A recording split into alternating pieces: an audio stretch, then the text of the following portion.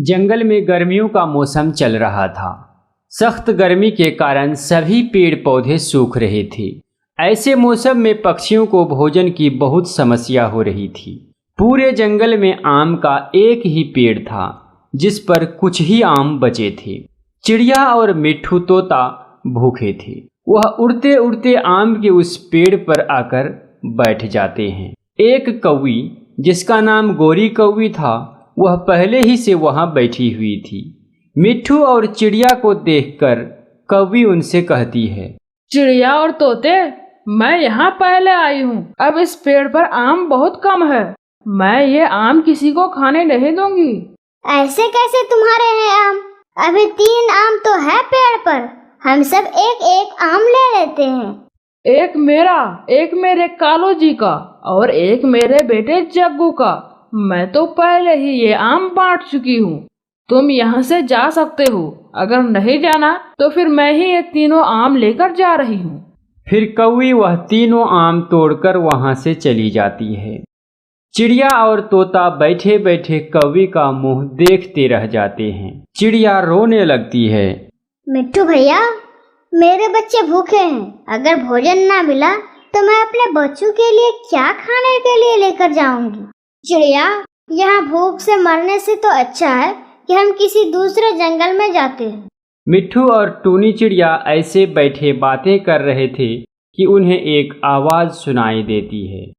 चिड़िया और मिट्ठू, मैं बताता हूँ, आप लोगों को भोजन कहाँ से मिलेगा?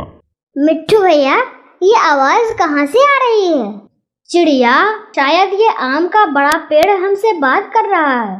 फिर वह पेड़ के तने के पास आते हैं। वह सामने बड़े पहाड़ों की दूसरी तरफ एक गुफा है। उसी गुफा में एक तरबूज की बेल है। आप जाइए, वहां जाकर तरबूज खा लीजिए। पेड़ की ऐसी बातें सुनकर चिड़िया और मिट्ठू तोता बहुत खुश हो जाते हैं। क्या वहाँ से भोजन मिल जाएगा हमें? वह बेल कोई साधारण तरबूज की बेल नहीं है। आप उस बेल से जितने भी तरबूज तोड़ो, वह तरबूज कम ही नहीं होगा। आपका बहुत बहुत शुक्रिया आम के पेड़ जी। आपने हम गरीब पक्षियों की इतनी मदद की। फिर चिड़िया और मिट्ठू तोता वहां से उड़ जाते हैं। वह दोनों सीधे पहाड़ों की दूसरी तरफ चले जाते हैं। मिट्ठू, वो रही, सामने है गुफा। फिर चिड़िया और मिट्ठू जल्दी से उस पुराने गुफा में चले जाते हैं। उस गुफा में तो सच में एक बड़ी तरबूज की बेल थी जिस पर बड़े बड़े तरबूज लगे हुए थे। मिट्ठू, देखा, ऊपर वाले ने हमें भी भोजन दे दिया। अब हम सभी पक्षी यहाँ से अपने लिए मीठे मीठे तरबूज ले जा सकते हैं। मैं आज ही जंगल जाकर दूसरे पक्षियों को भी बताता हूँ। यह कहकर चिड़िया और मिट्ठू तोता अपने लिए एक एक तरबूज तोड़ लेते हैं और अपने घर वापस चले जाते हैं। घर जाकर चिड़िया वह तरबूज काटकर अपने बच्चों को खिला देती है। मम्मा, ऐसे सूखे मौसम में आपको ये तरबूज कैसे मिले? गुड़िया बेटी, हमें उस तरबूज की बेल का पता आम के बड़े पेड़ ने बताया है। अब कोई भी पक्षी भूखा नहीं सोएगा, सबको भोजन मिलेगा। कबूतर और उसकी पत्नी को भी इस तरबूज की बेल का पता बता देते हैं। फिर मिट्ठू तोता कबूतर और उसकी पत्नी को भी उस तरबूज के बेल का पता बता देता है। तो फिर कल हम सब इकट्ठे ही जाएंगे और अपना अपना भोजन ले आएंगे। गोरी कौवी भी अपने घर में बैठी अपने परिवार के साथ आम खा रही थी। जब मैं आम तोड़ने लगी तो वहाँ पर मिट्ठू और चिड़िया आ गए। तो फिर 2-4 लगाकर भगा देना था तुमको वहां से उन्हें। नहीं, मैंने उन्हें तो मारा नहीं, मगर मैं आम तोड़कर आ गई। गोरी, अब कल भोजन कहाँ से मिलेगा? आम के बड़े पेड़ से तो अब आम खत्म हो गए हैं। दूसरे पक्षियों के पीछे पीछे जाएंगे। जहाँ से वो भोजन लेंगे वहीं से हम भी ले लेंगे। मम्मा, आम बहुत मीठा है। कल भी मेरे लिए कोई मीठा फल ही ले आना। फिर देखते ही देखते रात हो जाती है। सुबह होने पर सभी पक्षियां पीपल के एक बड़े पेड़ पर इकट्ठे हो जाते हैं। कोई भी पक्षी उस दुष्ट कौवे को जादुई बेल का पता मत बताना। अगर उन्हें पता चल गया तो वो कोई ना कोई उल्टा सीधा काम करेंगे। फिर सारी पक्षियां वहां से उड़ जाते हैं और गुफा की तरफ चले जाते हैं। वहीं पर कौवा और कौवी पेड़ के पीछे उन पक्षियों की सारी बातें सुन रहे थे। देखा कालू जी, गंदी आंखों वाला कबूतर सब पक्षियों को हमारे खिलाफ भड़का दिया है।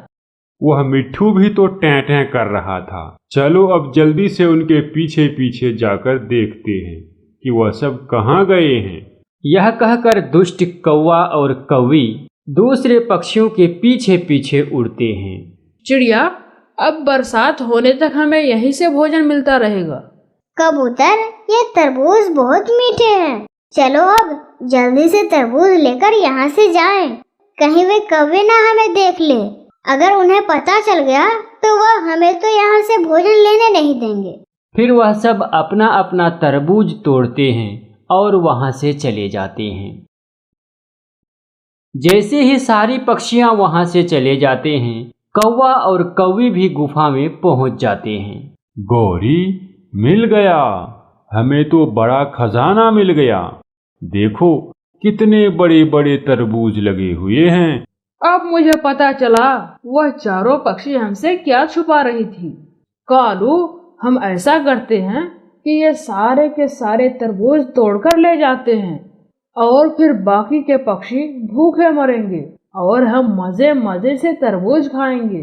गौरी, तुम ये तरबूज तोड़ो और मैं ये तरबूज इन बोरियों में भरता हूँ। फिर कौवा और कौवी उस जादुई बेल से तरबूज तोड़कर बोरियों में भर लेते हैं। कालू, बोझ ज्यादा है, मुझसे तो उठेगा नहीं। गौरी, तुम यहीं बैठो, मैं ये बोरियां घर छोड़कर आता हूँ। फिर कालू कौवा तरबूज की बोरी अपने ऊपर लेकर जैसे ही उड़ने लगता है तो वह बोरी गिर जाता है। गौरी, ये तो काम बहुत मुश्किल है। कालू, आइडिया, मैं ये बोरी तुम्हारे ऊपर रखकर रस्सी से बांध देती हूँ। हाँ, ये भी ठीक रहेगा। फिर वह ऐसा ही करती हैं। कालू की पत्नी गौरी कौवी एक बोरी तरबूज कालू कौवे के ऊपर रखकर उसे रस्सी से बांध देती है। फिर कौवा वहां से उड़ता है। बोझ ज्यादा था, इसलिए कौवा कभी नीचे आता तो कभी ऊपर जाता। वह बहुत मुश्किल से उड़ते उड़ते जब नदी पर पहुंचा तो बोझ ज्यादा होने के कारण वह नदी में गिर गया और तरबूज के साथ साथ वह भी डूब गया। बुलबुल दूर एक पेड़ पर बैठी ये सब देख रही थी। यह देखकर वह मिट्ठू के पास गई और मिट्ठू से सारी बात बताने लगी। तो वह कौवे पुरानी गुफा तक पहुंच गए। मुझे जल्दी जाकर उसकी पत्नी को बताना होगा। यह कहकर मिट्ठू पुराने गुफा की तरफ जाता है और गुफा में जाकर गौरी कौवी से कहता है, गौरी, तुम्हारे लालच ने तुम्हारे पति की जान ले ली है। तोते की ये बात सुनकर गौरी कौवी हैरान रह जाती है। नहीं मिट्ठू, मेरा कालू तो घर तरबूज छोड़ने गया है।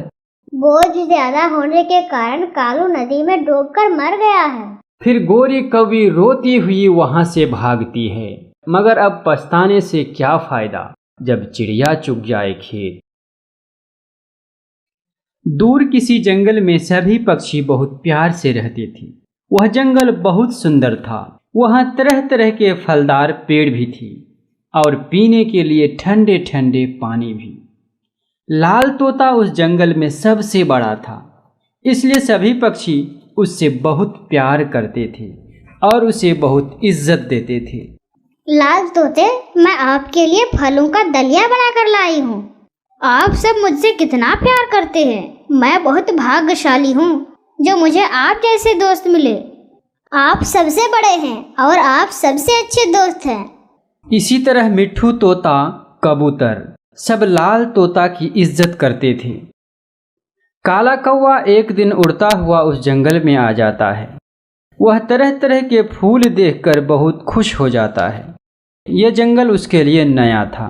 वह किसी ऐसे दोस्त की तलाश में था जिससे वह दोस्ती कर सके और उसके पास कुछ दिन गुजार सके।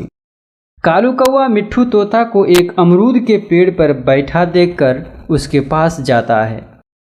तोते, मेरा नाम कालू कौवा है। मैं हरे जंगल से आया हूँ। हमारा जंगल हरा भरा है।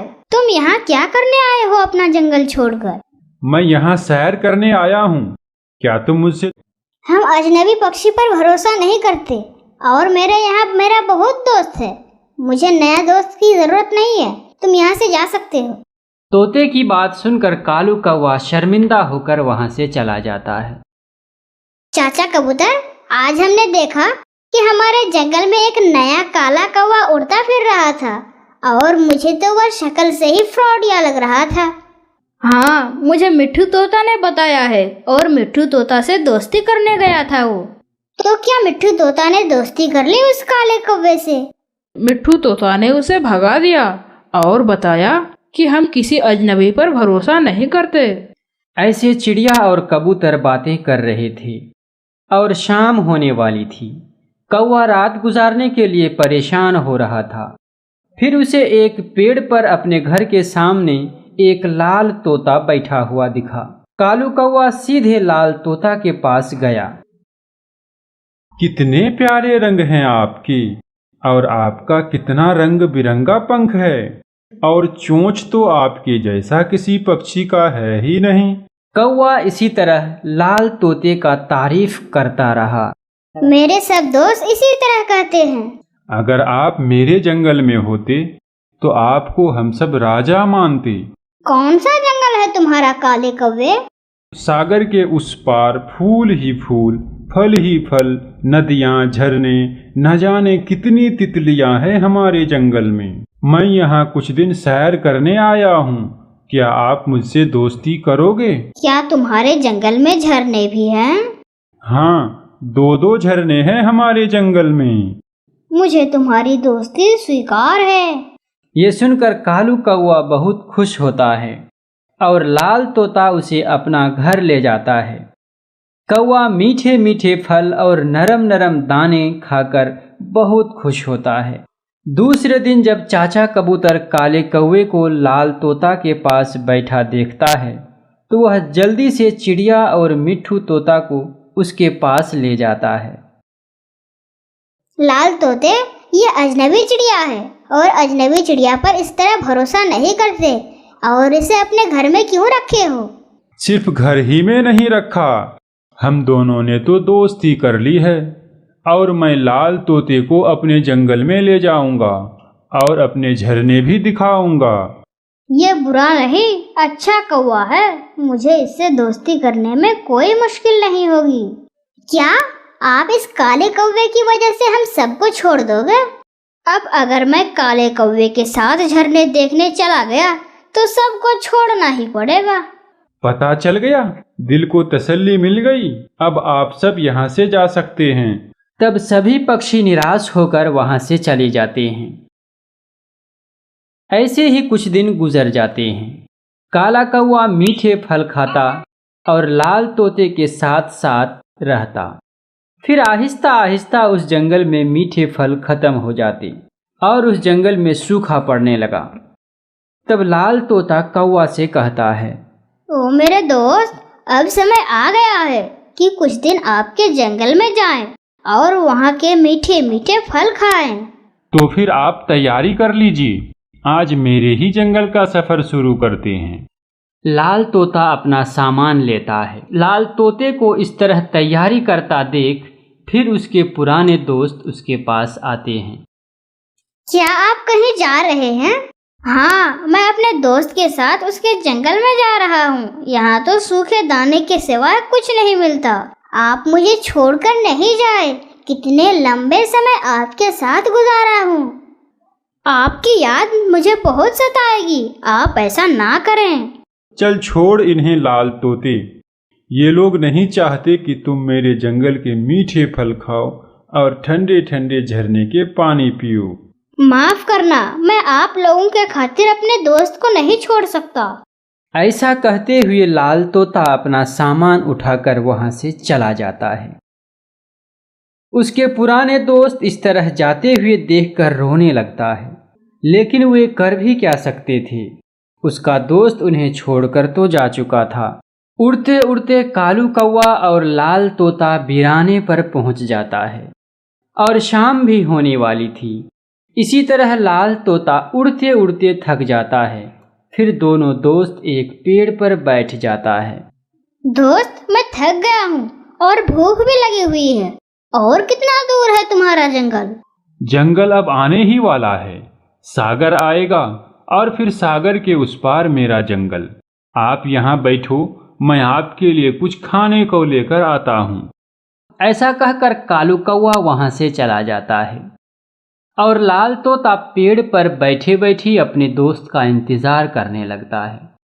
कालू कौवे को थोड़ी ही दूर पर एक पेड़ पर अपने ही जाति की एक कौवी बैठी दिखती है। फिर कालू कौवा उसके पास चला जाता है। मेरी ही जैसी काली कौवी, क्या कर रही हो तुम यहाँ? मेरा घर इसी जंगल में है और मैं भोजन लेने आई हूँ। क्या तुम मुझसे दोस्ती करोगी? मैं भी कौवा, तुम भी कौवी, अच्छी दोस्ती होगी हमारी। हाँ, मैं तो कब से इसी खोज में थी। कौवा बैठकर उस कौवी से बातों में उलझ जाता है और वह सब भूल जाता है कि वह लाल तोते को पीछे छोड़कर आया है। जब कौवा शाम तक लौटकर नहीं आता तो लाल तोता अपने दोस्त कौवा को वहां से ढूंढने निकल जाता है। थोड़ी ही दूर जाने पर कालू कौवा को काली कौवी के पास बैठे नजर आता है। फिर लाल तोता वहां जाता है। लाल तोता को देखकर कालू कौवा मन ही मन कहता है, ये फिर मेरे पीछे आ गया, मैं इसे कैसे जान छुड़ाऊं? दोस्त, मैं कब से तुम्हारा वेट कर रहा हूँ और आप यहाँ बैठे हुए हैं। हाँ मेरे दोस्त, ये मेरी बुआ की बेटी है। आप सामने वाले पेड़ से फल खा लें और मैं अपनी बुआ की बेटी के घर में ही रात गुजारूंगी। लाल तोता बहुत भूखा था। फिर लाल तोता सामने वाले पेड़ से फल खाने लगता है। मेरे दोस्त, वो फल तो जहरीला है, वह तो मर जाएगा। मुझे नया दोस्त मिल गया है, वो भी मेरी ही जाति सी। अब मुझे उस लाल और लंबी चोंच वाले तोते की कोई जरूरत नहीं है। लाल तोता वह जहरीला फल खाकर मर जाता है और फिर कालू कौवा कौवी के साथ वहां से उड़ जाती है। दोस्तों, इस कहानी से हमें यह शिक्षा मिलती है कि हमें कभी भी किसी भी अजनबी पर अचानक विश्वास नहीं कर लेना चाहिए। दोस्तों, वीडियो अच्छी लगी हो तो वीडियो को लाइक करें और इसी तरह की इंटरेस्टिंग बर्ड्स स्टोरी के लिए हमारे चैनल को सब्सक्राइब करने के साथ साथ बेल के आइकन को भी दबा दें। जबलपुर के एक खूबसूरत आशियाने में टूनी चिड़िया अपनी माँ रानू चिड़िया और अपने पिता मानो चिड़ा के साथ रह रही थी। टूनी मेरी बेटी, हम दोनों खेत जा रहे हैं। इस बार हमने खेत में प्याज उगाए हैं, उसकी देखभाल करने जाना होगा। ठीक है मम्मी पापा, आप दोनों जाइए, मैं अकेले घर में रह लूंगी। लेकिन पापा जल्दी आना। ठीक है मेरी बेटी, हम जल्दी आ जाएंगे। यह कहकर टूनी के माँ बाप वहाँ से अपना खेत चले जाते हैं। रानू, प्याज तो अच्छा उगा है, पर उसमें स्प्रे करना होगा। यह कहकर दोनों प्याज में कीटनाशक स्प्रे करने लगते हैं। स्प्रे करके वे दोनों घर लौटने लगते हैं। उड़ते उड़ते दोनों थक जाते हैं। तब वे एक पेड़ के नीचे बैठ जाते हैं। उफ, बहुत थक गई हूँ। हाँ, तो अब सुस्ता लो। दोनों जिस पेड़ के नीचे बैठे बैठे आराम कर रहे थे, उस पेड़ पर बिजली का तार टूटकर गिरा पड़ा था। तभी वह तार उन दोनों पर गिर जाता है, जिससे करंट लगकर दोनों की वहीं पर मृत्यु हो जाती है। इधर टूनी चिड़िया अपने माँ बाप का इंतजार कर रही होती है। पता नहीं क्या हो गया, रात हो गई फिर भी मम्मा पापा अभी तक घर नहीं आ रहे। यह कहकर टूनी चिड़िया कबूतर के पास जाती है। कबूतर अंकल, ओ कबूतर अंकल, क्या आप मेरे मम्मा पापा को देखे हैं? सुबह सुबह वे दोनों खेत में गए थे, पर अभी तक वापस नहीं आए। टूनी बेटा, मैं तो आज खेत गया ही नहीं था, मैंने तुम्हारे मम्मी पापा को नहीं देखा। टूनी बेटा, अब बहुत रात हो गई है, तुम अपना घर जाओ, सुबह होते ही हम दोनों उन्हें ढूंढने चलेंगे। सुबह होते ही कबूतर और टूनी उन दोनों को ढूंढने निकल जाते हैं। बहुत ढूंढने के बाद वह दोनों उसी पेड़ के नीचे पहुंच जाता है। यहाँ देखो टूनी, तुम्हारे मम्मा पापा तो मर गए हैं, इन्हें करंट लगा है। हे भगवान, ये क्या हो गया? मम्मा पापा, आप दोनों मुझे छोड़कर क्यों चले गए? कबूतर अंकल, अब मैं क्या करूँगी? किसके साथ रहूँगी? कैसे जीऊँगी? टोनी बेटा, रोना बंद करो। सभी को एक ना एक दिन मरना है। मैं तुम्हारी मौसी गोरी कौवी को कॉल करके बुला देता हूँ, तुम उसी के साथ चली जाना। फिर दूसरे दिन गौरी कौवी आती है और टूनी चिड़िया को अपने साथ लेकर चली जाती है। अब टूनी चिड़िया अपनी मौसी के साथ रहने लगती है। ऐसे ही कुछ दिन बीत जाते हैं। फिर एक दिन, क्या रे भगवान, इस महंगाई के समय में अपना पेट पालना तो मुश्किल हो रहा है। ऊपर से तुम किस कलमोही को उठा लाई हो? अब राशन पानी का खर्च कौन उठाएगा? क्या करती जी, सभी पक्षियों के कहने पर मुझे इसे अपने साथ लाना पड़ा। वैसे मैं भी इनसे परेशान हूँ। कल होकर बड़ी हो जाएगी तो 5 लाख रुपए खर्च करके शादी करवानी होगी। ऐसा करती हूँ, आज रात इसे जहर देकर मार ही देती हूँ। किसी को क्या पता चलेगा, इससे पीछा तो छूट जाएगा हमारा। वैसे भी इसके माँ बाप भी नहीं है। तुम कुछ भी करो, उससे मुझे कोई फर्क नहीं पड़ता। तुम बस इसे घर से निकालो। टूनी चिड़िया उन दोनों की सारी बातें सुन लेती है और रात होते ही वहाँ से भाग जाती है। जहाँ वे रहती थी वहाँ अपना घोंसला ना देखकर वह परेशान हो जाती है। अरे, मेरा घोंसला तो यहीं पर था।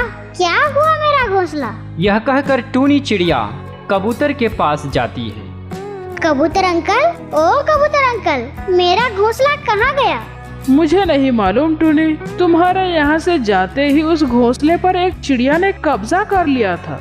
फिर क्या हुआ नहीं हुआ मुझे तो नहीं मालूम। फिर टूनी चिड़िया अपना खेत चली जाती है। अब मैं यही रहूंगी। यहाँ अब मैं एक मिट्टी का घर बनाऊंगी। यह कहकर टूनी चिड़िया अपने प्याज के खेत में एक सुंदर सा मिट्टी का घर बना लेती है और फिर खुशी खुशी उसी में